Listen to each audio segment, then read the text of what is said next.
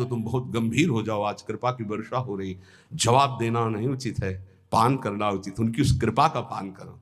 जब गुरुजनों से कभी बात करने का अवसर हो तो ऐसे बात करना चाहिए, कहीं हमारे मुख से कोई थूक की छींट उनके ऊपर न चले, ऐसे बात करनी चाहिए।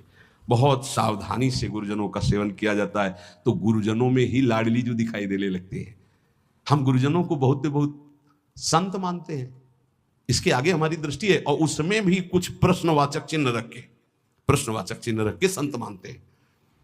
अगर हमको ये साक्षात भाव आ जाए कि मेरी लाडली जो मेरे गुरुदेव के रूप में है, तो निश्चित समझो कुछ ही दिनों में आपका परिवर्तन बहुत जोर से हो जाए। इसलिए कहा गया गुरुर ब्रह्मा गुरुर्विष्णु गुरुर्देव महेश्वरा गुरु साक्षात परब्रह्म तस्मै श्री गुरुवे नमः। पर ऐसा केवल बोला जाता है, श्लोक में भाव किसी के बिरले होते हैं कि मेरे परब्रह्म परमात्मा साक्षात गुरुदेव जी, मेरी लाडली गुरुदेव जी। तो अभी कपड़ा केवल कल बदला है, कुछ ज्ञान नहीं है। महापुरुषों की सभा में आसन दिया जाता है, चौड़े में आके बैठ जाते हैं, ऐसा नहीं होना चाहिए।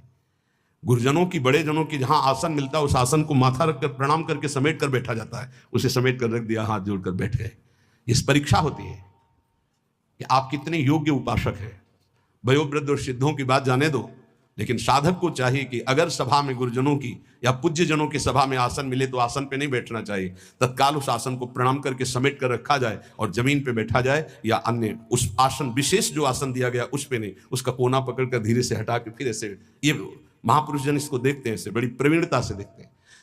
जब गुरुजन हंसकर बात करें तो तुम बहुत गंभीर हो जाओ, आज कृपा की वर्षा हो रही, जवाब देना नहीं उचित है, पान